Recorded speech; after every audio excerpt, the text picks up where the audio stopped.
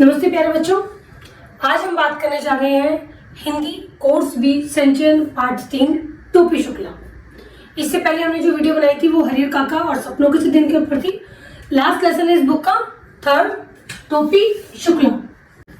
टोपी शुक्ला पाठ के लेखक ले हैं बेटा राही मासूम रजा। पाठ है क्या, इससे पहले आपको ये बात पता होना चाहिए बेटा, लेखक बता रहे हैं राही मासूम रजा जी कि उन्होंने एक उपन्यास लिखा हुआ है टोपी शुक्ला के नाम से। इसका एक छोटा सा अंश हमारे पाठ्यक्रम में शामिल किया गया है। लेखक हमसे क्या कहते हैं? लेखक कहते हैं कि अपने वो होते हैं जिनके पास रह के हमें अपनापन मिलता है, चाहे वो फिर किसी भी जात के हों, किसी भी धर्म के हों, चाहे किसी भी वर्ग से संबंध क्यों न रखते हों। पाठ का जो नायक है, कथा का जो नायक है टोपी शुक्ला, नाम भी बताया हुआ टोपी शुक्ला, उन्हें अपनापन कहाँ से मिलता है? अपनी नौकरानी सीता के पास बैठकर, ग्रामीण क्षेत्र की बोलचाल के अंदर और अपने दोस्त की दादी माँ के पास बैठकर। उनके पास वो इतना अपनापन महसूस करता है कि बाकी अपने घर के लोगों के पास भी इतना अपनापन महसूस नहीं कर पाता। आज हम बात करने जा रहे हैं पाठ के मेन हीरो जो है, हमारे नायक जो है टोपी के बारे में, टोपी शुक्ला के बारे में। हमारे पास यहाँ पे दो कैरेक्टर देखने के लिए आएंगे। एक आएगा टोपी शुक्ला, पाठ की स्टोरी ही उसके ऊपर, कांड की पाठ की कहानी ही उनके ऊपर केंद्रित है, तो ये पाठ का मुख्य बिंदु है। इसके बाद जो सेकंड पार्ट है वो है इफन। ठीक है, टोपी ये बेटा कितने साल का है? ये सिर्फ 8 साल का बच्चा है और इन दोनों की दोस्ती हो चुकी है। किस किस की? टोपी की और इफन की। ठीक, तो कहते हैं टोपी ने इफन को सदा इफन कहा। इफन ने सदा इस बात का बुरा माना। क्यों बुरा माना? कि मेरा शुद्ध उच्चारण नहीं कर पा रहा है नाम का, लेकिन फिर भी हमेशा उसकी बात का जवाब देता रहा। लेखक कह देते हैं कि नामों का घपला ही बड़ा अजीब होता है। अगर हम कृष्ण की बात करें तो लोग कहते हैं अवतार, और अगर हम मोहम्मद की बात करें तो हम कहते हैं पैगंबर। बिल्कुल, अगर कृष्ण की बात करते हैं हमारे माइंड में, हमारे मस्तिष्क में अपने आप ही मंदिर की पिक्चर आ जाती है। अगर हम मोहम्मद की बात करते हैं तो हमारे दिमाग में अपने आप ही मस्जिद की पिक्चर आ जाती है, चाहे कोई कुछ कहे चाहे कोई कुछ ना कहे। लेकिन लेखक कहते हैं अजीब सी बात है, दोनों ही उर्दू और हिंदी की अगर हम बात करें, दोनों हिंदी के दोनों में, अगर मैं दोनों की बात करूं, कृष्ण और मोहम्मद की बात करूं, तो दोनों ही भगवान के ही अवतार हैं, दोनों ही पशुपति हैं, दोनों ही गोवर्धन है, दोनों ही ब्रज कुमार हैं, दोनों ही दूध देने वाले जानवर चलाया करते थे। तो नामों के चक्कर में पड़ना बेकार है। लेकर आगे टोपी शुक्ला और इफन से स्टोरी को स्टार्ट करते हैं। वो क्या कहते हैं कि टोपी और इफन ये दोनों ही एक दूसरे के साथ बहुत अच्छी तरीके से जुड़े हुए हैं। अगर मैं टोपी की कहानी आपको बता रहा हूँ तो इफन के बारे में आपको जानना जरूरी है। क्यों जानना जरूरी है? इसलिए जानना जरूरी है क्योंकि आपको पाठ में जगह जगह पर इफन नजर आएगा, तो आपको इफन के जाने बिना टोपी के जान नहीं पाओगे। तो कहते हैं बहुत ज्यादा नहीं बताऊंगा, इफन की कहानी भी अपने आप में बहुत बड़ी लंबी है, सिर्फ इतनी बताऊंगा कि आप टोपी के जीवन के बारे में इससे परिचित हो सके। इफन एक अलग धर्म का है, एक अलग परिवार का बच्चा है, दोनों एक दूसरे से जुड़े हुए हैं, दोनों एक दूसरे के बिना अधूरे हैं, दोनों एक दूसरे के बिना बेमानी हैं, लेकिन फिर भी दोनों एक दूसरे की परछाई नहीं है।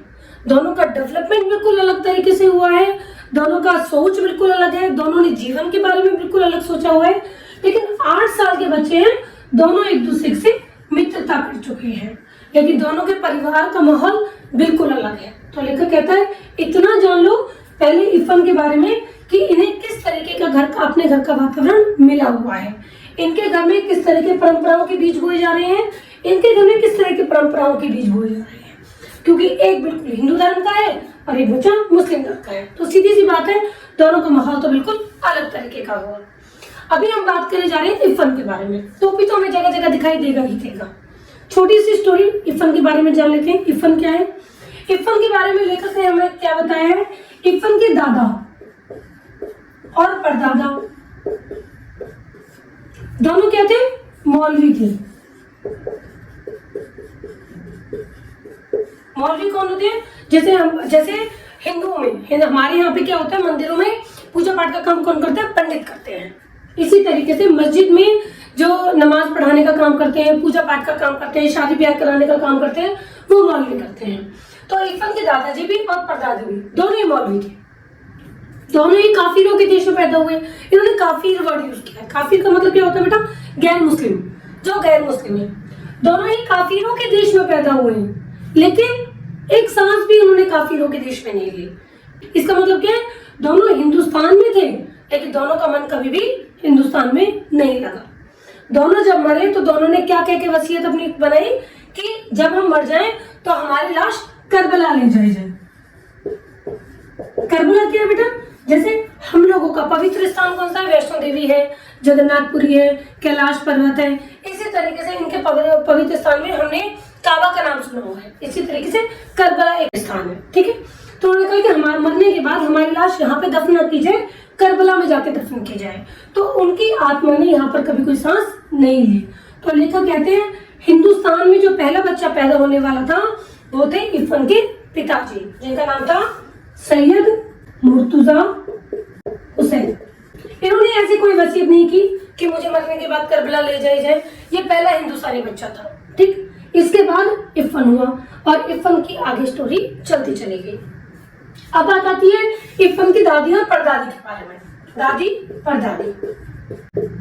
इरफान की परदादी भी नमाजी बीबी थी। नमाजी बीबी का मतलब नमाज को लेकर पूरी पाबंद थी, लेकिन जब घर से कोई जाने लगता था ना, तब बाहर, घर के बाहर काम पानी का घड़ा जरूर उठवाती और माश का सदका उठवाती। यानी नजर उतारने के जो तरीके होते हैं, घर से जो बददुआएं ले जाने का या घर से जो नेगेटिव एनर्जी है उसको ले जाने के वो पूरे काम किया करते थे। दादी ये भी नमाजी बीबी थी, लेकिन एक बार जब उनके पोते को चेचक हुई, माता हुई, तो ये एक पांव पर खड़ी होकर माता से दुआ मांगती हैं। जैसे हमारे यहाँ प्रार्थना करते हैं, हिंदुओं में प्रार्थना करते हैं। क्या क्या प्रार्थना की? कि माता मेरे बच्चे को बचा लियो, कि वे माँ मेरे बच्चे को बचा लेना। तो इनकी दादी के बारे में ये बात बताया है कि दादी और परदादी ये भी नमाजी बीबी थी, नमाज को लेकर पाबंद थी, लेकिन कहीं ना कहीं इनकी सोच भी हिंदुस्तान में रहकर हिंदुओं के जैसी ही थी, ठीक है। आगे वो क्या बताते हैं कि दादी और इनके जो दादाजी हैं ये मौलवी थे। दादी की शादी कब हुई थी? जब वो कितने साल की थी? आई थिंक पार्ट में जो बताया गया 8 या 9 साल की थी, ठीक है। दादी कहाँ की रहने वाली थी? पूर्व की रहने वाली थी। जो इरफान की दादी थी वो पूर्व की रहने वाली थी। इरफान के दादाजी लखनऊ में रहते थे। लखनऊ की भाषा कौन सी थी? उर्दू थी। और इरफान की जो दादी थी वो पूर्व की बोला करती थी। तो जब वो शादी करने के बाद अपने ससुराल में आई, लखनऊ में आई, उर्दू की भाषा उनको आई नहीं, वो पूर्व की ही बोलती रहती थी। उनके दादाजी हमेशा उनमें कमी निकालते रहते थे। तो उनकी दादी का कभी अपने ससुराल में मन नहीं लगा। जब भी उनका मन करता था वो हमेशा अपने पियर जाने की कोशिश किया करते थे। पियर जाने की कोशिश करने का एक कारण और भी था। इरफान की जो दादी थी वो जमींदार की बेटी थी, कोई मौलवी की बेटी नहीं थी। उनके घर में दूध का, घी का, मक्खन का, लस्सी का खूब सारा भरपूर खाना पीना हुआ करता था। तो जब वो अपने पियर जाया करती थी खूब लपट लपट के खाया करती थी। उनके घर में जो दूध घी आया करता था काली हांडियों में, असमियों के से आया करता था। खाने पीने की पूरी छूट थी, जितना मन चाहो उतना खाओ, तो खूब मन करके खाया करती थी। जब पियर आती दोबारा से मौलवीन बन जाया करना पड़ता था। ये अपने हस्बैंड से, अपने पति से वो कहती भी थी कि वक्त देखो ना मौका, जब देखो मौलवी बने रहते हो, जब देखो रूल रेगुलेशंस, नियमों की, कानूनों की घर में बात करते रहते हो। इसका मतलब ये है कि नियमों और कानूनों को लागू करने की कोशिश करते रहते हो। एक बात ये भी पता चलता है, इसका मतलब ये है कि विशेषकर महिलाओं पर, स्त्रियों पर कहीं ना कुछ रूल्स नियम ज्यादा लागू हुआ करते थे। क्योंकि उन्होंने बात खुद कही है कि जब मैं अपने पियर जाया करती तो खूब के खाया करती थी, लेकिन जब ससुराल आती थी तो मुझे थोड़ा सा दब के रहना पड़ा करता था। इवन यहाँ तक भी हमें पार्ट में देखने के मिलता है कि इरफान की दादी की इच्छा क्या थी कि जब मेरे बेटे की शादी हो, जब इरफान के पिता की शादी हुई थी तो मैं खूब ढोल बजारे नगाड़े वगैरह बजवाऊं। लेकिन एक मौलवी के घर में डांस होना और ढोल बजना, बैंड बाजे बजना ये पॉसिबल नहीं था, संभव नहीं था। इसलिए उनकी दादी की इच्छा पूरी नहीं हो पाई। इरफान की दादी की इच्छा कब पूरी हो पाई? जब इरफान पैदा हुआ। इरफान की छठी की पूजा के टाइम पे, इरफान के पैदा होने पर उन्होंने छठी पूजा, इरफान के पैदा होने पर छठी पूजा, तब उनकी गाने बजाने की इच्छा पूरी हो पाई। गाने बजाने की इच्छा क्यों पूरी हो पाई? क्योंकि तब तक इरफान के दादाजी एक्सपायर हो चुके थे, मर चुके थे। अब उन्होंने जी भर के ढोल बजवाया, अपने मन की जो इच्छाएं थी वो पूरी कराई। अब लेखक क्या कहते हैं, आगे कहते हैं कि इस बात को जाने बिना कि भी छठी की पूजा के टाइम तक इरफान के दादाजी गुजर चुके थे, इरफान का नाम नक्शा समझ में नहीं आ सकता। क्यों? क्योंकि पहले घर का हेड कौन था? इरफान के दादाजी। अब घर की हेड कौन है? इरफान की दादी जी। और इरफान की दादी बहुत ही नर्म स्वभाव की महिला है, वो सबको भी अपना समझ के चलती हैं, सबके साथ बहुत अच्छा व्यवहार करती हैं। पूरब की बोलती हैं वो एक अलग है, जो अपने घर में उन्होंने माहौल देखा हुआ है, पढ़ी लिखी नहीं है, लेकिन अपनेपन का एक व्यवहार उनके साथ, उनका सबके साथ जरूर है। ठीक है, तो हमें इतना इनके बारे में समझ में आया। आगे लेखक क्या बताते हैं? लेखक बताते हैं कि इरफान को अपनी दादी से विशेष लगाव था। इरफान को दादी से विशेष लगाव था, दादी से विशेष लगाव, इसको इरफान को। अच्छा, ये मैं दादी की बात इसलिए कर रही हूँ क्योंकि यहाँ पे ये स्टोरी यहाँ पे भी चलेगी अभी टोपी के साथ भी। टोपी को भी इरफान की दादी से विशेष लगाव था। मेन कारण ये था कि एक तो वो टोपी की मम्मी भी पूरब की रहने वाली है, पूरब की भाषा बोलती है। यहाँ पे इरफान की दादी भी पूरब की रहने वाली है, पूरब की भाषा बोलती है। तो इरफान कहता है मुझे अपनी दादी से विशेष लगाव था। लगाव तो मुझे अपनी अम्मी, अब्बू, बाजी, छोटी बहन इनसे भी था, लेकिन दादी से विशेष लगाव था। क्यों? क्योंकि एक छोटे बच्चे के दिमाग में क्या पिक्चर चलती है, जो उसे डांटता है, धमकाता है, वो उसको बुरा लगता है, जो उसे प्यार से बोलता है वो उसे अपना लगता है। तो वो कहते हैं कि इरफान कहते हैं कि मेरी माँ मुझे छोटी छोटी बातों पर डांट दिया करती थी, बाजी यानी कि बड़ी बहन वो भी मुझे डांट दिया करती थी। इरफान के दादा, इरफान के जो पिताजी हैं ये कलेक्टर है, ठीक है बेटा, ये कलेक्टर है। तो ये कहते हैं कि घर देखा ना मौका, ये भी अपने घर को ही क्या बना लेते हैं, ऑर्डर, आदेश सुना देते हैं। जैसे ऑफिस का माहौल रहता है, ये घर पे भी एक ऑर्डर दे देते हैं कि नहीं ये सब नहीं होगा, तो कानून झाड़ते रहते हैं। तो उसको अपने पापा जी से भी इसलिए गुस्सा नाराज रहता था। अगर बात करें छोटी बहन की, छोटी बहन का नाम है नुसरत। ठीक है, तो इरफान के घर ध्यान रखना बेटा, इरफान के घर में कैरेक्टर में कौन कौन से लोग आएंगे? इरफान की माँ, पिता के बारे में बता चुके हो, ये इरफान के पिता हैं। ठीक, इरफान की बाजी, बाजी मतलब बड़ी बहन, इरफान की छोटी बहन नुसरत, ये छोटी बहन। मैं कहता छोटी बहन से भी मुझे लगाव था, लेकिन वक्त ये छोटी छोटी बातों पे ना मेरी कॉपी किताबों को खराब कर दिया करती थी। कॉपी किताबों पे अलग अलग तरीके की तस्वीर बना कर देती थी, तो इसने भी मेरा दिल दुखाया था। एक दादी ही थी जिसने मेरा कभी कोई दिल नहीं दुखाया था, मुझे अच्छी अच्छी कहानी सुनाया करती थी। इरफान कहते हैं मेरी दादी की हमेशा शुरुआत कहाँ से होती थी? सोता है संसार, जागता है परवरदिगार, आंखों की देखी नहीं कानों की सुनी कहती हूँ। इस बात का क्या मतलब है? सोता है संसार, जागता है परवरदिगार। परवरदिगार का मतलब भगवान। भगवान जागता रहता है पूरा संसार जब सोता है, तो आंखों की देखी नहीं कहती, यानी कि वो काल्पनिक कहानी सुना रही है अपने पोता पोतियों को। आंखों की देखी कोई कहानी उनको नहीं पता है, वो कानों की सुनी, वो भी सुनती आ रही है, वो ही अपने पोते को वो सुना रही है। तो उन्हें अलग अलग तरीके की वो कहानी सुनाया करती थी।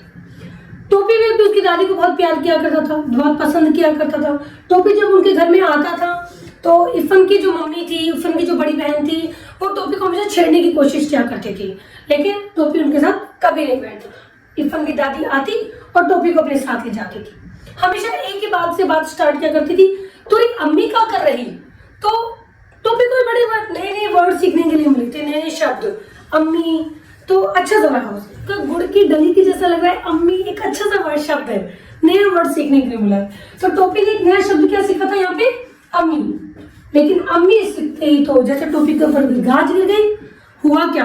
घर पर बैठे हुए थे, घर पे एक तरह से 21वीं सदी प्रवेश कर चुकी थी। 21वीं सदी से क्या मतलब है? टेबल पे खाना हुआ करता था, प्रॉपर तरीके से बैठ के, नीचे जमीन पे बैठ के नहीं, टेबल पे बैठ के खाना हुआ करता था। अब टोपी किसका बेटा है? टोपी का जो नाम मेरा एक बार ध्यान रखना, ये इरफान का जो पूरा नाम है ये है सैयद जरदाम मुर्तुजा हुसैन। मुर्तुजा हुसैन ये इरफान का नाम है, काल्पनिक नाम ये इरफान। टोपी का जो नाम है वो है बलभद्र नारायण शुक्ला। बलभद्र नारायण शुक्ला। इसी में इसके पापा का नाम भी ऐड है, नारायण शुक्ला। इसके पापा का नाम रघु नारायण शुक्ला है, ठीक है। और इरफान के पापा का नाम सैयद मुर्तुजा हुसैन है। तो टोपी का पूरा नाम क्या है? बलभद्र नारायण शुक्ला। टोपी के पिता का नाम क्या है? रघु नारायण शुक्ला। ठीक है, टोपी के पिता कौन है? रघु नारायण शुक्ला। ठीक, इनके आगे लगा हुआ है नीले तिल वाले। ठीक है, घर पे बैठ के सब खाना खा रहे हैं। खाना खाते खाते उसकी मम्मी ने उस दिन माँ कौन है? राम दुलारी। दादी कौन है? सुभद्रा कुमारी। बेटा नाम के कैरेक्टर आपको याद करने जरूरी है, तभी आप स्टोरी के बारे में सबको सब तरीके से समझ पाएंगे। ठीक है, बड़ा भाई कौन है?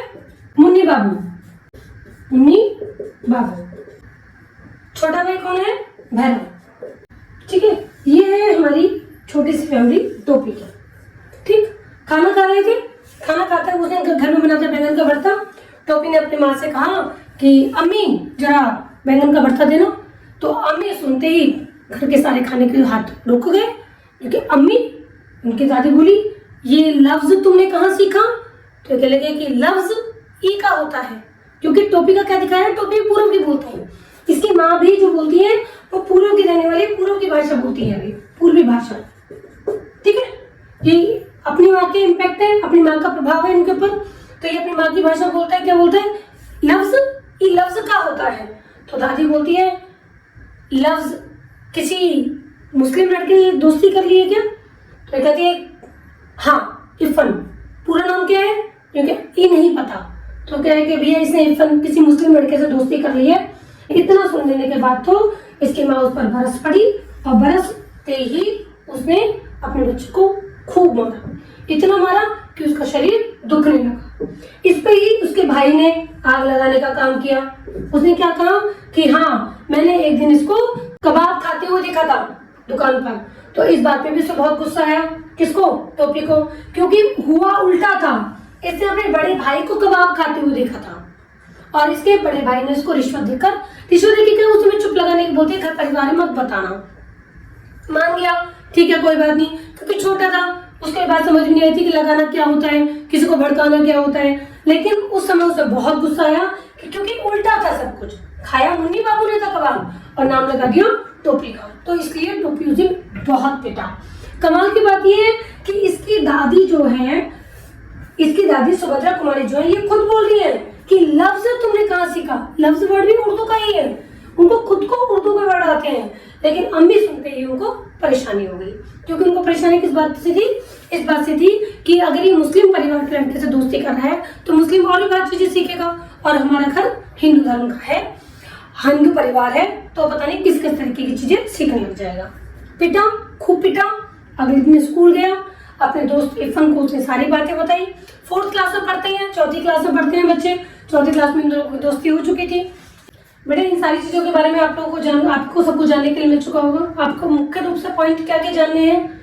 टोपी और इरफान की दोस्ती के बारे में, इरफान के परिवार में कौन कौन लोग हैं, दादाजी परदादाजी किस तरीके विचार के लोग थे, जो पहले हिंदुस्तानी बच्चा हुआ था वो कौन थे, दादा परदादा क्या सोचते थे, काफिरों का देश से क्यों कहते थे, दादी परदादी के बारे में क्या बात है, दादी का व्यवहार कैसा था। ठीक है, माँ बाजी कौन है, नुजरत छोटी बहन का नाम है। ऐसे ही टोपी की पूरी फैमिली के बारे में, बड़ा भाई का नाम क्या है, छोटे भाई का नाम क्या है, माँ और दादी का नाम क्या है, पिताजी डॉक्टर है, ये बात याद रखना। ठीक है, कौन से? नीले तेल वाले, नारायण, रघु नारायण शुक्ला। ठीक, अब मैं इसको रब कर रही हूँ, आगे स्टोरी कंटिन्यू करते हैं। अगले दिन बेटे वो टोपी अपनी सारी बात, अपना दर्द, अपना दिल, अपना जो भी दर्द होता है, सारी बात अपने दोस्त को बताता है। सुबह बताता है कि किस तरीके से उसकी माँ राम दुलारी ने उसे मारा। क्यों मारा? क्योंकि उसने अपने घर पर अम्मी शब्द का प्रयोग किया। ये बात एक बार इसने बताई नहीं बताई, ये बात हमसे नहीं भूली गई, लेकिन पिता वो किस बात के ऊपर था? उसने अम्मी शब्द का प्रयोग किया था। उसकी दादी ने, सुभद्रा कुमारी ने उसके ऊपर गुस्सा किया, माँ राम दुलारी ने उसे पीटा। उसने बात क्या बताई कि भाई मेरे बड़े भाई ने मेरे साथ क्या हरकत की, खुद ने कबाब खाया, नाम मेरा लगा दिया। वो सोचता है कि काश मैं एक दिन के लिए अगर बड़ा हो जाऊं ना, तो अपने बड़े भाई को अच्छे तरीके से सबक सिखा दूं, लेकिन ये चीज तो हमारे हाथ में नहीं थी। तो वो टोपी इरफान से क्या कहता है कि यार मेरी दादी ना मुझे अच्छी नहीं लगती, मेरी दादी से मुझे बिल्कुल भी लगाव नहीं है। इरफान कहता है मेरी दादी तो बहुत अच्छी है। वो कहता हाँ मुझे तेरी दादी पसंद है, तो क्या हम दादी बदल लें? इरफान कहता नहीं, ये संभव नहीं है, हम दादी नहीं बदल सकते। क्यों नहीं बदल सकते? क्योंकि तेरी दादी को कहानियां सुनानी नहीं आती ना, इसलिए हम दादी नहीं बदल सकते। टॉफी कहता है अच्छा। ये कहता नहीं नहीं यार, एक बात और भी है, मेरी जो दादी है ना वो मेरे पिता की माँ भी तो है, उनका मन नहीं लगेगा ना, हमारे घर के मेंबर है। ये बच्चों वाली बातें कर रहे हैं, जैसे छोटे छोटे बच्चे बात करते हैं कि दादी बदलना बहुत आसान है, इस तरह की बात कर रहे हैं। तो टोपी कहता है तू कैसा दोस्त है, तू अब मेरे लिए अपनी दादी को नहीं दे सकता बस खाली। तो इतने में ही अचानक से पता लगता है कि घर का बंदा आता है और वो बताता है कि इरफान की दादी एक्सपायर हो गई। इतना सुनते ही तो इरफान भाई वहां से उठ के चला जाता है। अब टॉफी अपना उठता है वहां से और जाते एक अकेली जगह पर जाकर बैठ जाता है और खूब रोता है। अगले दिन जब वो इरफान के घर जाता है तो देखता है उसका घर भरा पूरा है, लोग खूब सारे लोग इकट्ठे हो रखे हैं, भीड़ और दिनों से ज्यादा है, लेकिन उसे उसका घर अधूरा लगता है, अकेला लगता है, खाली लगता है। क्यों? क्योंकि एक अकेली दादी ही थी जिनके साथ वो विशेष स्नेह रखता था, विशेष लगाव रखता था। तो क्या होती है, जब हम हमारा किसी से विशेष लगाव होता है, स्नेह होता है, तो एक बंदे के होने पर भी हमें घर पूरा भरा पूरा लगता है। लेकिन अगर घर में 8-10 मेंबर भी हो, सदस्य भी हो, हमारे किसी के साथ बनती ना हो, हमारे किसी के साथ प्यार ना हो, अटैचमेंट ना हो, तो घर भी हमें काटने को दौड़ता है। ये स्थिति हुई थी टोपी के साथ। उस दिन टोपी का इरफान के घर जाकर मन बिल्कुल भी नहीं लगा। ठीक है, अब इरफान की दादी एक्सपायर हो गई है, तो इरफान की दादी से पूछा था इरफान के पिताजी ने, क्या माँ तुम्हारी लाश करबला ले जानी है, दादी परदादी की तरह, सॉरी परदादी की तरह, परदादा की तरह, दादाजी की तरह। तो इरफान के पिताजी से कहती है वो, इरफान की दादी क्या कहती है कि बेटा तो उसे हमारी लाश अगर ना यहाँ पे रखी जाए ना तो मेरे घर वापस भेज दियो, मेरे घर मतलब मेरे पीहर भेज दियो वापस। उन्हें पता नहीं है, बूढ़ी हो चुकी है कि घर का स्टेडियम का हो चुका है, कराची में घर वाले जा चुके हैं। और लेखक का कहना ये भी है कि जब हम ओल्ड एज में पहुंच जाते हैं ना और मरने वाली स्थिति में होते तो हमें बहुत मीठी मीठी चीजें याद रहती हैं, अपनी जिंदगी के बिताए हुए पल, ऐसी चीजें याद नहीं रहती कि मरने के बाद क्या करना है क्या नहीं करना है। तो वो कहती है कि उन्हें क्या क्या चीजें याद आई होंगी, अपने पीहर की एक कच्ची हवेली और एक दशहरी आम का बिजू पेड़ जो उन्होंने अपने हाथों से लगाया था, ये सारी चीजें याद आती होंगी। ये कहा कि मरने के बाद मेरी लाश करबला ले जाना। तो इरफान के पिताजी ने उनकी लाश कहाँ दफनाई करके, उनको मरने के बाद कहाँ दफनाया था, बनारस के फातमीन में, क्योंकि उस समय उनकी पोस्टिंग वही थी, किसकी, इरफान के पिताजी की। तो इरफान की दादी को कहाँ दफन किया गया था, बनारस के फातमीन में। ठीक है, अब बनारस फातमीन में दफन कर दिया। अब बात आगे स्टोरी कहाँ से घूमती है, अब टोपी रह गया अकेला उस दिन। अब अचानक से टोपी को क्या पता चलता है कि इरफान के पिताजी का ट्रांसफर हो गया है। उसका तबादला कहाँ पे हुआ, इरफान के पिताजी का मुरादाबाद। अब सोचो, जिसका एक ही दोस्त हो, जिसे वो अपनी सारी बातें शेयर करता हो, सारी बातें बांटता हो, वो उसको छोड़ के मुरादाबाद जा रहा है, तो टोपी का क्या हाल हुआ होगा। कब हुआ था, 1945 में। 1945 जब उसके पिता का ट्रांसफर हुआ, इरफान के पिता का, तो टोपी ने क्या डिसाइड किया, टोपी ने कसम खाई। इतिहास में कोई विशेष महत्व नहीं है इस डेट का, लेकिन टोपी के जीवन में विशेष महत्व रखता है। क्यों? क्योंकि इस दिन टोपी ने कसम खाई कि अब वो किसी ऐसे लड़के से दोस्ती नहीं करेगा जिसके पिता ऐसी नौकरी करते हो जिसमें तबादला होता हो। ठीक, अब टोपी हो गया अकेला। अब इरफान के जाने के बाद उस घर में, उस फ्लैट में, वो फ्लैट क्या हो भाई, इरफान के पिताजी क्या गवर्नमेंट जॉब में कलेक्टर है, तो उस जगह पर अब दूसरा बंदा आया, दूसरे कलेक्टर आए। वो कौन थे, ठाकुर हरिनाम सिंह, दूसरे कलेक्टर आए हैं अभी। ठीक है, इनके भी 3 बेटे हैं, टोपी और 3 भाई हैं, इनके भी 3 बेटे हैं। इनका सबसे बड़ा बेटा कौन सा है, इनका सबसे बड़ा बेटा है वीरू। ठीक, ये टोपी से बहुत बड़ा है। ठीक है, दूसरा बेटा है इनका डब्बू, ये टोपी के साथ का है। तीसरा बेटा उनका गुड्डू, ये टोपी से बहुत छोटा है। ठीक है, तो दोस्ती नहीं हो पाई, दोस्ती हो सकती थी, सिर्फ इससे दोस्ती हो सकती थी, लेकिन ये सिर्फ इंग्लिश बोलता था, इंग्लिश झाड़ता रहता था, तो टोपी की इससे दोस्ती नहीं हो पाई। एक बार बाई चांस टोपी इनके घर भी जाता है देखने के लिए कि शायद इनसे दोस्ती हो जाए। जब इनके घर पे जाते हैं तो ये क्रिकेट खेल रहे होते हैं, माली और चपड़ासी जो होते हैं उनको उन्होंने अंपायर बनाया हुआ होता है, तो ये खेल रहे होते हैं, तो टोपी वहां पहुंच जाता है। तो अचानक से पूछा जाता है कि भाई ये कौन है, तो ये कहते हैं कि भाई ये हमारे डॉक्टर, यहाँ पे एक डॉक्टर है रघुनारायण शुक्ला, उनका बेटा है। तो डब्बू अचानक से बोलता है कि बट ये तो बहुत ही क्लमजी, बहुत ही गंदा सा लग रहा है देखने में। तो इतना बोल देने के बाद ये जब ये बोलते हैं ना कि डॉक्टर का बेटा है, ये किसका बेटा है, यहाँ के भृगु नारायण शुक्ला का बेटा है, तो कहते कोई चपड़ासी है हमारे यहाँ का, क्योंकि नहीं मशहूर डॉक्टर है। अब सोचो कि इसके ऊपर क्या बीतेगी। टोपी को बहुत बुरा लगता है कि जब उसके बारे में ऐसा कुछ कहा जाता है तो ये कहते हैं कि ये कहेंगे कि बट ये लुक्स सो क्लमजी, ये बहुत ही गंदा सा लग रहा है। तो इतनी बात सुनने के बाद टोपी गुस्सा आता है। टोपी कहता है एक थप्पड़ मारूंगा नीचे जमीन पे जाके गिर जाएगा। तो इतना सुनने के बाद तो गुड्डू उसके ऊपर अपना स्टेशन कुत्ता छोड़ देता है। टोपी को बेचारे को खूब सारी सुइयां लगती हैं, तब जाके वो बिस्तर से उठ पाता है। अब बात ये आती है कि टोपी अपना दुख दर्द अपनी तकलीफ बताए तो बताए किसको। अब वो किसको बताता है अपना दुख दर्द अपनी तकलीफ? नौकरानी सीता को, क्योंकि घर पे सीता को भी सब डांट लिया करते थे, टोपी को भी सब डांट लिया करते थे। तो ये अपने दुख दर्द अपनी तकलीफ सीता को बता देता है सारी बातें। ठीक है, सीता हमेशा उससे कहती है टेक मत किया करो बाबू, दिल पे मत लिया करो, कोई बात नहीं, जो हो रहा है ठीक है, जैसे चल रहा है चलने दो। अब लेकिन कब तक बेचारा थे, हुआ क्या? अब देखो एक दिन क्या हुआ, सर्दियों के दिन की बात थी। सर्दियों के दिन के लिए इसके बड़े भाई मुन्नी बाबू के लिए कोट बनता है, क्योंकि वो बड़ा है, सर्दियों के लिए उसके लिए कोट बना। इसके लिए जो कोट बना था वो दे दिया गया टोपी को, इसके लिए नया कोट बना। अब छोटे भाई भैरव के लिए भी नया कोट बना। किसके पास आई उतरन? मुन्नी बाबू की उतरन किसके पास आई? टोपी को ये पहले ही चिढ़ता है, अभी उतरन एक्सेप्ट करेगा नहीं करेगा, इसे मना कर दिया मैं नहीं लूंगा। इसने क्या करा, गुस्से में आके एक नौकरानी और एक केत की इसके बेटे को वो पकड़ा दिया। ठीक है, तो इसकी दादी क्या कहती है गुस्से में आके, अब तू जाड़ा खाएगा। टोपी क्या कहता है, नहीं हम भात खाएगा। तू भात नहीं खाएगा तो जूता खाएगा।